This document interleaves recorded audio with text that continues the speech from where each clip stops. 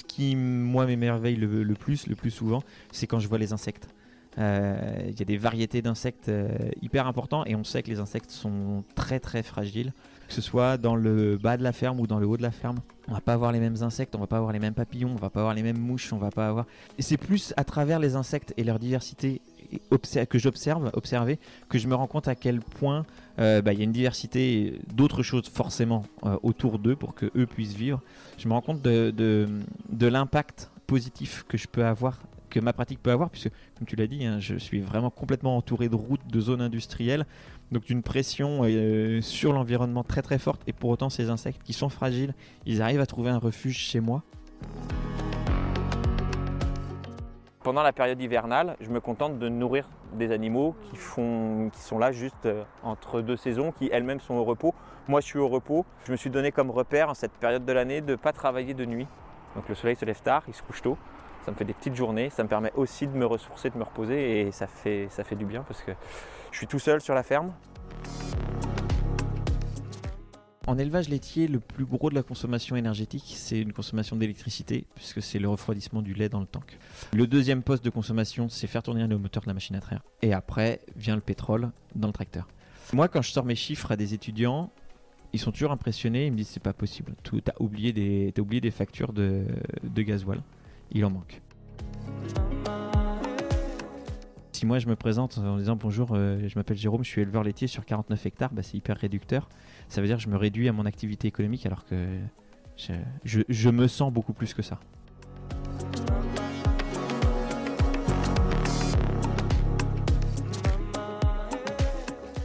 Je vous embarque durant 3 épisodes dans un écosystème bien particulier qui structure nos paysages, celui de l'élevage herbagé.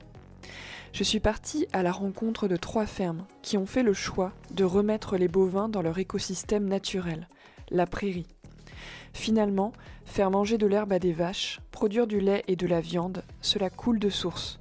Pourtant, aujourd'hui, les éleveurs et éleveuses doivent souvent lutter pour que ce modèle persiste et se déploie face au modèle de production intensive.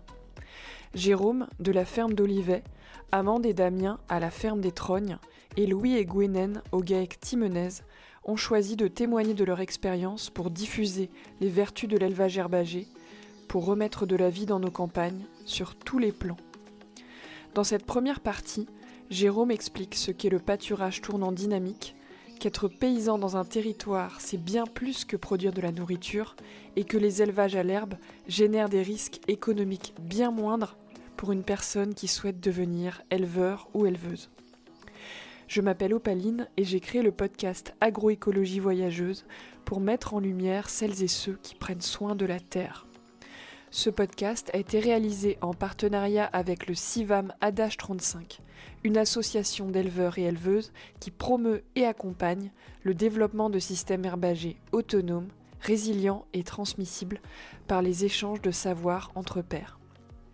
L'Adage fait partie du réseau des CIVAM, association présente sur tout le territoire français qui travaille collectivement à la transition agroécologique et à l'alimentation locale et de qualité. Belle écoute.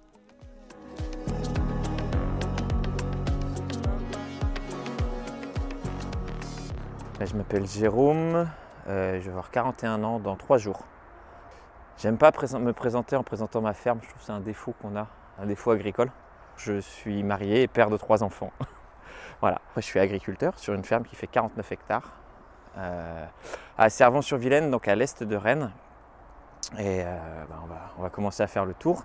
La ferme, elle est située, tu l'as vu en arrivant, à 200 mètres d'un axe majeur, c'est Rennes-Paris. C'est la RN 157 au niveau d'un échangeur. De l'autre côté de l'échangeur, par rapport à la ferme, il y a une grosse zone industrielle, en expansion en plus actuellement.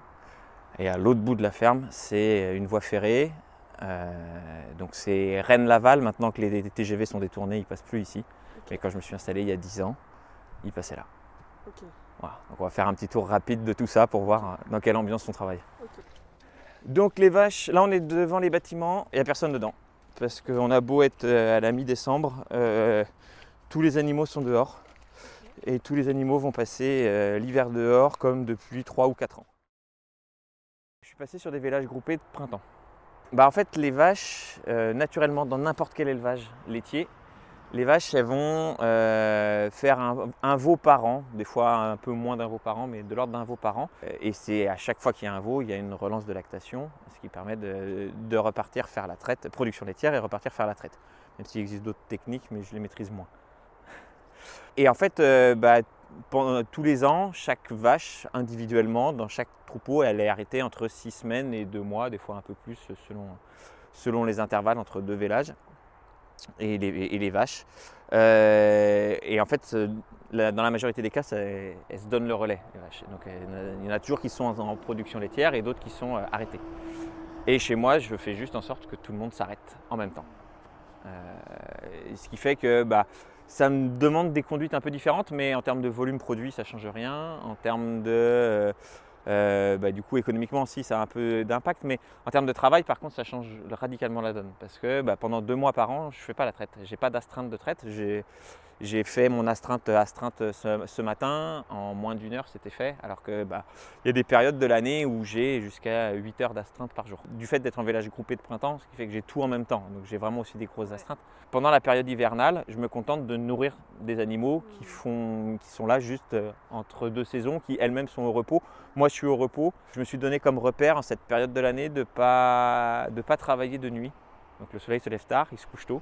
Ça me fait des petites journées. Ça me permet aussi de me ressourcer, de me reposer et ça fait du bien parce que je suis tout seul sur la ferme depuis 5 ans.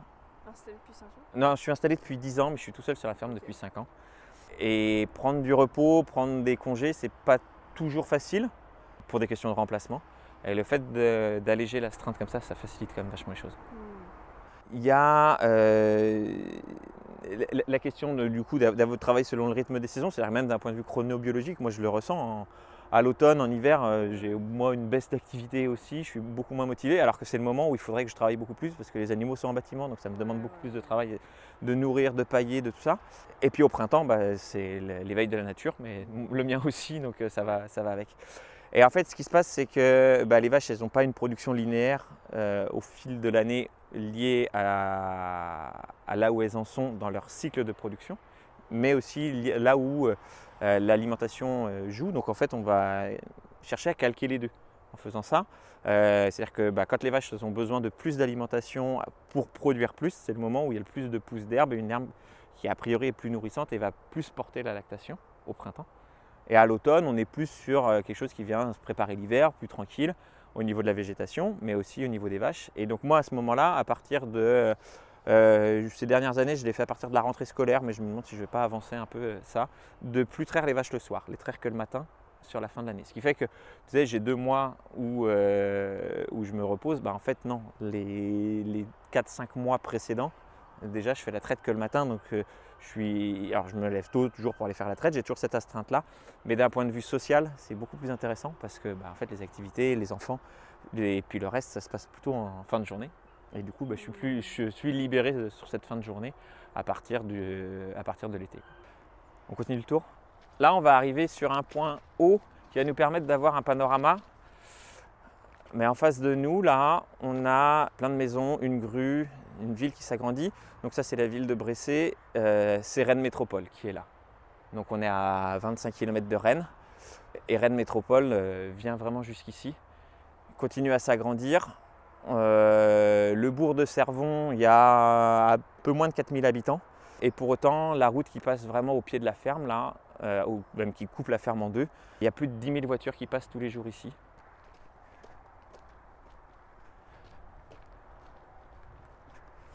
De là où on est, on voit aussi pareil, donc on parlait de la 4 voies tout à l'heure, la RN 157, elle est là, c'est 150 000 voitures par jour qui passent là. C'est un bruit de fond à tel point qu'en 2020, fin mars 2020, quand on était tous confinés les uns chez les autres, chez soi, quand je suis sorti, j'ai pas compris ce qui se passait d'un point de vue auditif. Il me manquait quelque chose, où il y avait quelque chose qui avait changé, et il m'a fallu quelques heures pour comprendre que en fait, la circulation s'était arrêtée et que ce bruit de fond que j'ai en permanence, il n'était plus là. Nous passons sous la fameuse route nationale par le beau viaduc qui permet aux troupeaux de circuler d'une partie de la ferme à l'autre. Jérôme m'explique qu'aujourd'hui, s'il travaille seul, c'est parce qu'à l'époque où il partageait le travail avec une associée et que la ferme transformait le lait, Tous deux ont fait des choix économiques qui ont rendu la ferme fragile, entraînant le départ de l'associé. Jérôme a continué et choisi d'arrêter la transformation. Aujourd'hui, il aimerait ne plus travailler seul pour ne plus tout faire reposer sur ses épaules et aussi que les astreintes, le besoin de présence sur la ferme, soient partagés au moins avec une autre personne. Cette solitude se ressent ailleurs, alors que plus de 150 000 personnes passent près de la ferme tous les jours, très peu savent qu'un paysan y produit du lait. Et cela a un impact sur les décisions qui sont prises pour gérer les abords de la ferme. Si je t'ai fait faire le tour de la ferme et de toutes les routes, de toutes les contraintes qui passent, c'est bien aussi pour comprendre ça. À côté de Bridor, là-bas, là au niveau de l'échangeur, moi j'ai quelques terres. Au printemps, ça va être, je vais en perdre un petit peu parce qu'il y a un rond-point qui va se construire pour sécuriser la route, etc. Tout ça c'est nécessaire, mais en fait, quand le département d'Ille-et-Vilaine est venu me dire écoutez monsieur, on a besoin de ces terres-là pour sécuriser le carrefour, ils n'ont pas entendu, ils n'ont pas compris que ce qu'ils allaient utiliser comme espace, c'est une haie. Et que la haie, pour moi, elle a énormément d'intérêts. Elle a des intérêts agronomiques, elle a des intérêts environnementaux. Et ça a été un dialogue de sourds jusqu'à ce que je cède, parce que j'étais tout seul face à une armada. Et j'avais bien quelques soutiens, mais en fait, ils m'ont très vite dit, écoute, on va être 3, 4, et en face de nous, on va avoir tout le monde. On va passer pour des gens qui ne veulent pas sécuriser un carrefour qui est très accidentogène. Ça sert à rien de se battre pour se battre. Ouais, puis ce qui est quand même fou, c'est qu'il y a 150 000 voitures qui passent par jour. Là, il n'y en a aucune qui se rend compte qu'il y a un paysan là. C'est ça. Je pense. C'est ça. On est dans ce monde-là aujourd'hui, quoi. Oui.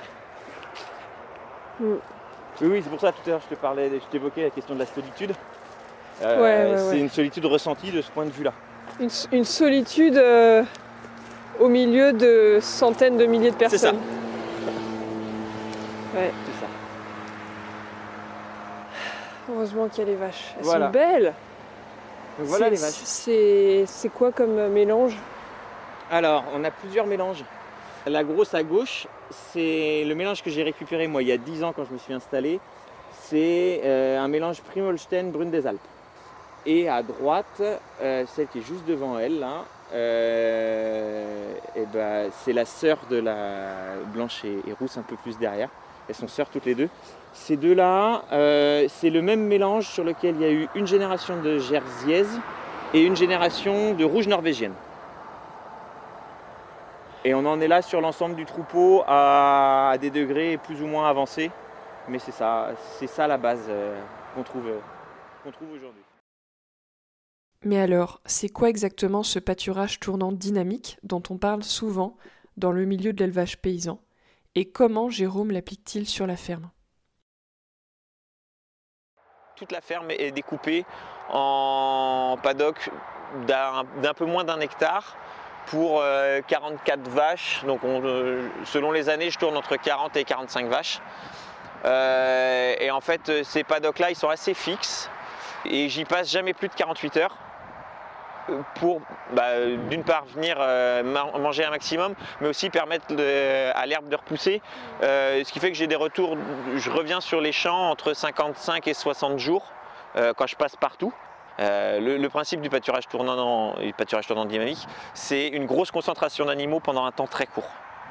Et en fait, en faisant ça, les vaches elles viennent balayer, manger, raser tout ce qu'il y a et tout ce qui est disponible très très vite, mais mettre une pression sur le sol et l'environnement sur un temps très court.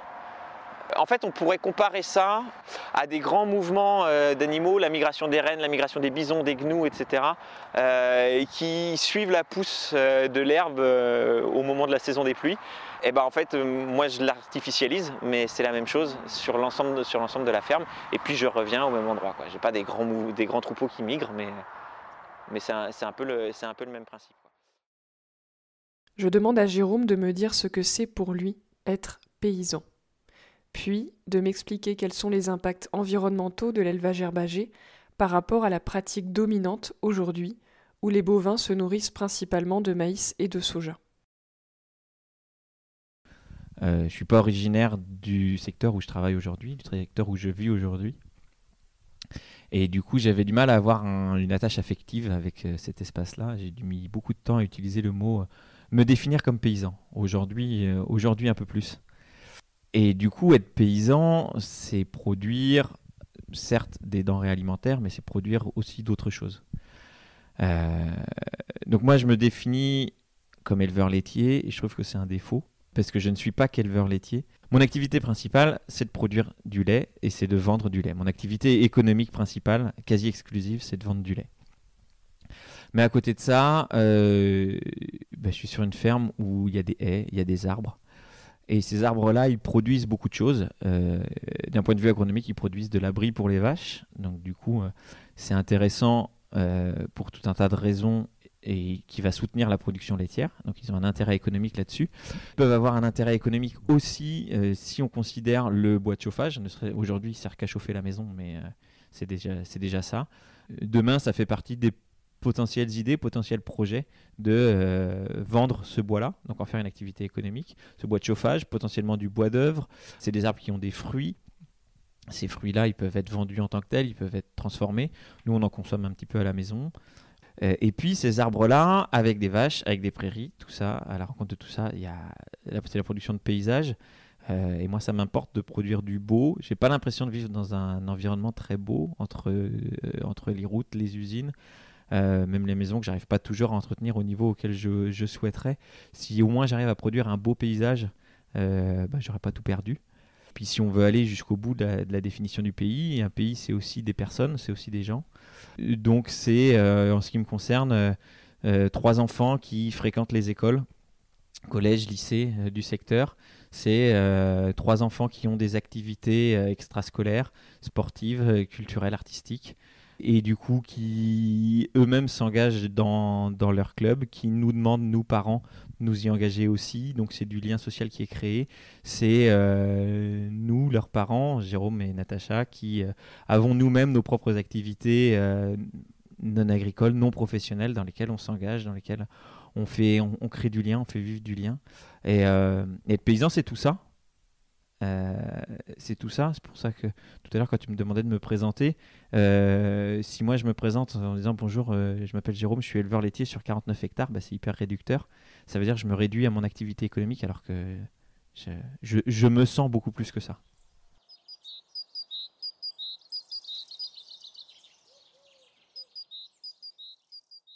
Depuis le milieu du 19e siècle, la population mondiale humaine a été multipliée par 4 quand la production agricole a été multipliée par 14. Et j'ai pas l'impression qu'en 1850, la famine existait, c'est vrai, mais elle n'était pas plus courante qu'aujourd'hui. Et donc ça veut bien dire que cette production agricole, elle va quelque part, elle sert d'outil de spéculation, elle est gaspillée, il y a un certain nombre de choses comme ça, mais c'est pas en produisant plus à un endroit, ici en Bretagne, qu'on va nourrir l'ensemble du monde. Et sur un système herbagé où on va se limiter à produire du lait en fonction de ce que la nature est capable de nous offrir, déjà on va pas avoir cet impact-là. Et en plus de ça, on va être en capacité de préserver et de régénérer potentiellement des espaces de vie pour nous, pour les générations futures et pour les non-humains, qu'ils soient animaux, végétaux. Et donc on va avoir un impact environnemental aussi qui va être, j'espère, bénéfique. On dit souvent que les vaches, que produire du lait, produire de la viande, c'est extrêmement mauvais pour l'environnement. J'aime pas ce mot environnement parce que moi j'utilise le mot vivant, mais bref, l'environnement c'est un mot qu'on utilise dans beaucoup d'endroits. Qu'est-ce que tu dirais quand on dit que l'élevage laitier ou de viande pollue ou consomme trop d'eau, émet du carbone, des gaz à effet de serre, etc. En fait, c'est qu'on prend le problème petit bout par petit bout et on regarde jamais la question dans sa globalité. Oui, une vache émet du méthane. C'est son mode de digestion qui le veut. Oui, ça c'est vrai, on va pas le nier. Oui, une vache, ça boit de l'eau, on consomme de l'eau. Moi, je consomme des quantités d'eau assez impressionnantes quand je dois laver la salle de traite ça me mortifie par moments. Et tout ça, c'est vrai, je vais pas le nier. Par contre, si on prend les choses plus largement, une vache, notamment une vache qui pâture, c'est une vache qui vit sur un sol vivant. Le sol en lui-même, il va permettre d'être un support à faire pousser de l'herbe qui va nourrir la vache, mais c'est aussi un réceptacle de bouse. Les bouses, elles sont recyclées par un certain nombre de champignons, d'insectes, de bactéries, de vers et tout un tas d'autres éléments. Et tous ces sols vivants, eux-mêmes, finalement, réabsorbent une partie du carbone, restockent du carbone, sont en capacité aussi de tamponner l'eau, de faire vivre le cycle de l'eau localement. Une vache qui pâture, elle a besoin de s'abriter, donc naturellement, on va très vite y mettre des haies, on va très vite y mettre des arbres. Ces arbres-là, c'est des pompes dans le cycle de l'eau qui sont hyper importantes. Globalement, il n'y aurait pas de vie en Russie s'il n'y avait pas toute la vie et les mini-cycles de l'eau et tous les arbres d'Europe de l'Ouest. C'est pas l'eau de la mer qui va jusqu'en Russie par les nuages, c'est l'eau de la mer qui vient en Europe de l'Ouest, qui est recyclée plusieurs fois, qui ensuite est portée par les courants aériens jusqu'en Russie. Donc sans la vie en Europe de l'Ouest, il n'y a pas de vie en Russie. Donc c'est hyper important qu'on puisse faire vivre nos sols. Et avec une prairie, des prairies riches, des prairies implantées, comme les miennes, certaines depuis plus de 30 ans, finalement on a des réseaux de racines, on a des réseaux de sol, on a des échanges entre la profondeur du sol et la superficie, l'atmosphère, qui sont hyper riches, hyper intenses. Alors on parlait de l'eau, mais ça marche sur plein d'autres choses. Voilà. Si on en revient aux vaches directement, donc les vaches, elles sont concernées parce qu'en fait, elles participent à faire vivre tout cet écosystème-là. Les vaches, celles qu'on a vues tout à l'heure, les vaches, elles sont dans un champ dont le fond est en bordure de ruisseau. On est en hiver, c'est assez humide. Il y a des périodes de l'année où moi, j'y vais pas en tracteur.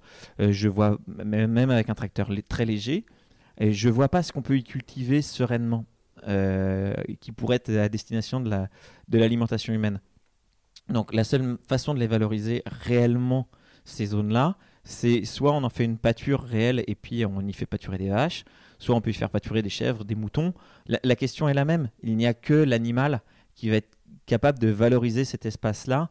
Et du coup, est-ce que tu penses que s'il y avait plus d'éleveurs, d'éleveuses qui passaient en système herbagé, 100% herbe, on pourrait, à l'échelle d'un petit territoire, par exemple, modifier un peu le climat, faire plus pleuvoir La théorie dirait que oui, mais je ne sais pas quelle échelle de territoire il faut viser pour que ce soit efficace. Les seuls ordres de grandeur que j'ai sont d'ordre continentaux, mais je sais qu'il existe des cycles beaucoup plus courts, beaucoup plus petits. Ça, c'est évident. Si tout le monde permettait la vraie vie des arbres, des haies, des prairies, avec des sols vivants à tous les niveaux, forcément qu'on aurait un impact positif sur le climat.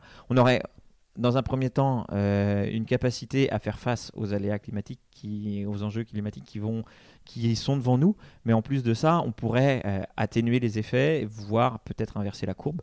Mais là, on a des perspectives qui sont largement au-delà de notre portée à court terme, en tout cas. Est-ce que tu as l'impression, depuis que tu es installé, que tu vois la biodiversité évoluer ? Alors, c'est pas évident parce que tu es entouré de beaucoup de routes. Oui, je la vois évoluer et régulièrement, je m'émerveille du nombre d'espèces que j'arrive à identifier chez moi, que ce soit des espèces végétales, prairiales notamment. Les prairies, je disais, certaines ont 30 ans, plus de 30 ans, donc elles continuent à se diversifier en termes de types de végétaux, de types de graminées. Ce qui, moi, m'émerveille le plus souvent, c'est quand je vois les insectes. Il y a des variétés d'insectes hyper importants et on sait que les insectes sont très très fragiles, mais que ce soit des insectes qui vivent avec les animaux, qui vivent avec les vaches, qui vivent avec leur déjection, que ce soit qui vivent sur les nouvelles fleurs, nouvelles plantes qui voilà, arrivent aussi. c'est ça, qui vivent sur les nouvelles plantes qui arrivent et qui vont se différencier selon les milieux, que ce soit dans le bas de la ferme ou dans le haut de la ferme. On va pas avoir les mêmes insectes, on va pas avoir les mêmes papillons, on va pas avoir les mêmes mouches, on va pas avoir... C'est plus à travers les insectes et leur diversité observé, que je me rends compte à quel point il y a une diversité d'autres choses forcément autour d'eux pour qu'eux puissent vivre. Je me rends compte de l'impact positif que je peux avoir, que ma pratique peut avoir, puisque, comme tu l'as dit, hein, je suis vraiment complètement entouré de routes, de zones industrielles, donc d'une pression sur l'environnement très très forte, et pour autant ces insectes qui sont fragiles, ils arrivent à trouver un refuge chez moi, ils arrivent à vivre chez moi. Et puis à partir du moment où les insectes, eux, sont diversifiés et ont ce refuge-là, derrière il y a toute une chaîne qui s'ensuit. Il y a des oiseaux, pareil, ça se diversifie en oiseaux, en mammifères, voilà. J'avais listé une fois toutes les espèces animales, végétales que j'avais pu identifier sur la ferme. La liste était très longue et je crois qu'il y en a de nouvelles depuis. Est-ce que tu as une idée de ta consommation de pétrole de la ferme ? Alors, en élevage laitier, le plus gros de la consommation énergétique, c'est une consommation d'électricité, puisque c'est le refroidissement du lait dans le tank. C'est plus d'un tiers de la consommation énergétique d'une ferme laitière. Le deuxième poste de consommation, c'est faire tourner le moteur de la machine à traire. Et après, vient le pétrole dans le tracteur. Moi, quand je sors mes chiffres à des étudiants, ils sont toujours impressionnés. Ils me disent, c'est pas possible. T'as oublié des factures de gasoil. Il en manque. J'ai pas de repère sur ce que consomment les autres, mais j'ai ce retour-là très régulièrement, quasiment tous les ans.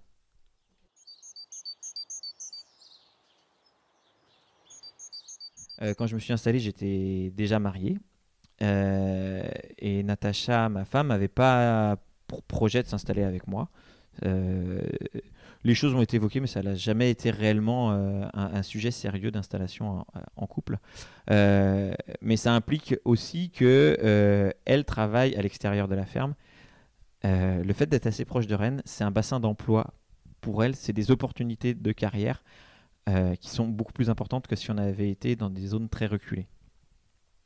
Donc ça, c'est le premier point qui est hyper important. Et le deuxième point qui est hyper important, c'est que finalement, là où on a accès à toute la vie culturelle, notamment, de Rennes. Et puis depuis qu'on a des enfants qui sont engagés dans des activités sportives, c'est aussi l'activité sportive de Rennes. Dans beaucoup de cas, être paysan, c'est être dans des espaces reculés. Là, c'est pas le cas. Mais voilà, ça permet d'aborder aussi la question des enfants. Un paysan, c'est une famille. Des paysans, ce sont des familles. Et des familles, finalement, c'est de la vie. C'est de la vie, c'est la consommation alimentaire, c'est aller à la boulangerie tous les jours, c'est de temps en temps aller au restaurant dans le centre-ville, mais c'est aussi participer à des activités culturelles, voilà, pour parler concrètement, moi mes deux aînés font du hand. Nous les parents, on s'est impliqués aussi dans la vie du club de hand. Et autour de nous, on essaye d'embarquer, d'agréger du monde autour de ça. Et c'est ça aussi qui rend les espaces vivants, c'est ça qui rend les campagnes vivantes. Mais pour que ces campagnes-là soient vivantes, pour que ces espaces-là soient vivants, il faut du monde, déjà, mais il faut du temps. Et aujourd'hui, moi, c'est là que je mets ma priorité quand j'arrive à me dégager du temps. C'est dans ce type de structure-là, dans ce type d'espace-là, dans ce type de vie-là. C'est être en capacité de faire vivre un club de hand entre Servon-sur-Vilaine et Assigné, et d'embarquer du monde, et qu'il y ait un maximum d'enfants qui puissent en bénéficier et qui puissent à travers ça aussi compléter leur éducation, compléter un certain nombre de choses. Et c'est en ça que les campagnes peuvent être vivantes et seront rendues vivantes par la présence nombreuse de paysans et de paysannes. Installer des paysans et des paysannes au sens noble du terme, qui prennent soin du vivant, qui prennent soin du pays, c'est créer de l'emploi et c'est donc amener des êtres humains à vivre dans un territoire et à y tisser des liens. Enfants, adultes vont manger et consommer d'autres biens, participer à des activités culturelles, etc. Pour une campagne vivante, il faut du monde. Et ce monde-là, qu'il soit paysan ou exerce une autre activité, doit avoir du temps pour faire vivre son territoire. Chaque année, Réseau Civam publie un rapport comparant les résultats des fermes laitières en système herbager du Réseau Civam avec les résultats des fermes du Réseau d'information comptable agricole, dont une majorité sont des fermes où la base de l'alimentation est constituée de maïs en silage et de soja. Vous trouverez dans les notes de l'épisode le lien pour lire le document. On y découvre notamment la notion de résultat social, créée par Réseau Civam pour mieux évaluer la rémunération du travail. Il s'agit du résultat courant de la ferme, auquel n'ont pas été retirées les cotisations sociales et les salaires des travailleurs de la ferme. Cela permet d'analyser la part de richesse créée et des aides qui serviront à rémunérer du travail, qu'il s'agisse des salaires, des prélèvements privés, mais aussi des cotisations sociales. Avec un résultat social rapporté à l'hectare supérieur de 17%, le nombre de travailleurs et travailleuses au kilomètre carré est supérieur de 10% par rapport à la moyenne des fermes de France. Les fermes en élevage à l'herbe participent donc davantage à la dynamique d'un territoire en créant des emplois. Quitte à élever des vaches, autant le faire dans des systèmes herbagés. C'est beaucoup plus souple, c'est beaucoup plus intéressant. On peut énumérer tout un tas d'intérêts au système herbagé sur la question du temps de travail, sur la question même de la facilité du travail. Je me suis rendu compte de ça dernièrement. Sur un système maïs qu'on veut ultra performant, il faut de l'ultra performance. Donc il faut être hyper technique, hyper précis. On n'a pas le droit à l'erreur. Moi, ça m'arrive de me planter, mais c'est pas grave. En fait, mon système, il est suffisamment résilient en soi pour venir gérer ça. Et donc, en fait, tout ce qu'on peut dire à quelqu'un qui pourrait être intéressé, c'est de dédramatiser les choses. Mais un système herbagé, là où il est intéressant en termes d'installation, c'est notamment sur la question de la... Alors, il y a la question du temps de travail, il y a la question de la dédramatisation, et puis il y a la question du capital engagé. C'est une question assez centrale. Moi, je te disais tout à l'heure, je suis fâché avec mon bâtiment. J'ai même en tête un collègue qui, lui, cherche à se débarrasser de tout bâtiment d'élevage. Attention, hein, je ne vais pas dire que ça c'est possible partout. Hein. Sur des zones de montagne, les animaux, il faut qu'ils rentrent parce que quand il fait vraiment froid, il fait vraiment trop froid même pour eux. Mais en Bretagne, on peut, en travaillant bien les choses, on peut se passer de bâtiments et faire de l'élevage bovin. C'est absolument pas un problème. Et du coup, qui dit pas de bâtiment, dit des capitaux engagés à l'installation moindres. Aujourd'hui, les agriculteurs, de façon générale, les paysans encore plus, je pense, sont face à une gestion du risque où ils sont seuls à prendre des risques que d'autres ne veulent pas prendre. Des risques financiers, des risques économiques, des risques environnementaux, voire des risques pour leur santé quand on parle de phytosanitaires, de pesticides. Si on veut aborder la question du risque financier, le fait de mobiliser des capitaux relativement faibles en élevage herbagé, alors ce sera toujours plus qu'un maraîcher, hein, par exemple, qui veut juste avoir un grand jardin et faire un potager avec du maraîchage, mais dans un contexte d'élevage, le système herbagé va être celui qui va mobiliser le moins de capitaux. Et donc, qui dit moins de capitaux, dit derrière des capacités d'installation plus faciles, plus simples, des capacités potentiellement de s'engager pas pour une carrière complète. Parce que quelqu'un qui va mobiliser 1 million d'euros à 20 ans, je ne suis pas sûr qu'au bout de 10 ans, il soit capable de se dire non, maintenant je peux partir. Et il a toujours cette dette à rembourser. Alors que si les capitaux engagés sont largement moindres au départ, en fait, il y a possibilité au bout de 10 ans, 15 ans de se dire j'ai fait le tour, j'en ai marre, j'ai envie d'autre chose. Je m'arrête et pourquoi pas. Et en fait, c'est toute cette question du risque, toute cette question de la peur, toute cette question de toutes ces choses-là qui vont faciliter aussi la capacité d'installation. Et puis, si on parle d'un point de vue économique, on peut même réduire encore plus les cheptels parce qu'on va aller sur une meilleure valorisation, on va avoir un lait de meilleure qualité, donc une capacité à aller pour ceux qui sont intéressés, vers de la transformation fromagère. Un lait issu de système herbagé est beaucoup plus fromageable que dans un système maïs, et donc on va avoir une meilleure qualité. On va avoir une capacité dans un système herbagé, donc à replanter des haies, replanter des arbres, à libérer d'autres types d'espaces, des nouveaux espaces, à accueillir du monde, à accueillir des visiteurs. Dans un système hyper monospécifique, avec des très très grands espaces où on est engagé et on ne peut faire qu'une seule chose et y rester et avoir une voie tracée pour toute une carrière, ça peut être aussi ça très, très flippant.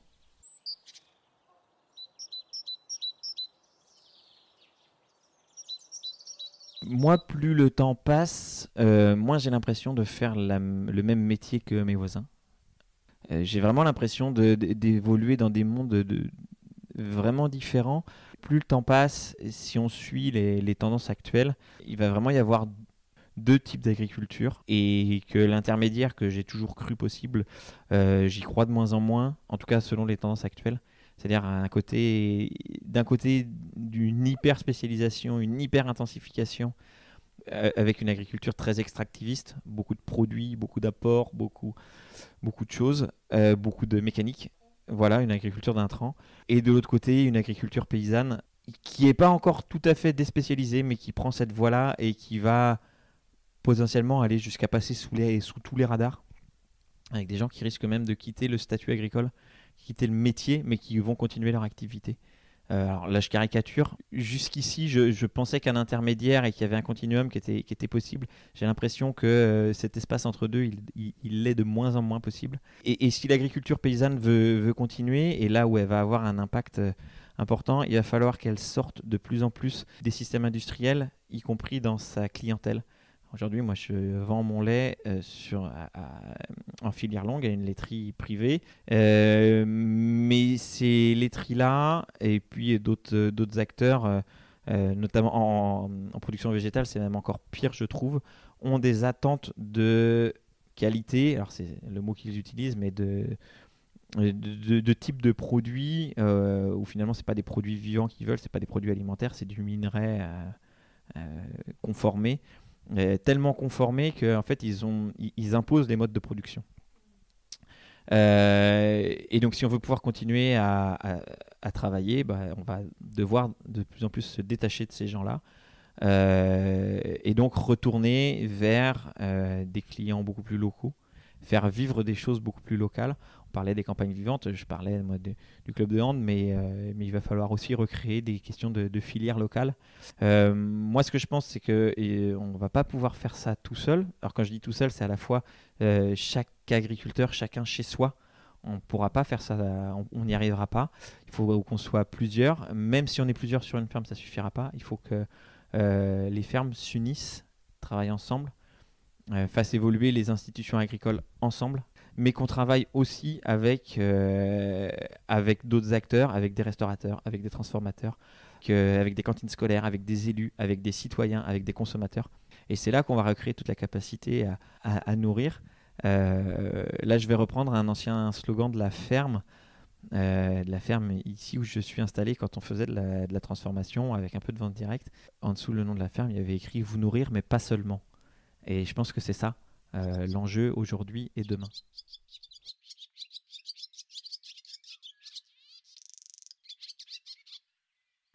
Dans la prochaine partie, Amande de la ferme des Trognes nous expliquera ce qui change dans la qualité et l'organisation du travail, mais aussi en termes de bien-être animal lorsque l'on s'installe en élevage herbager.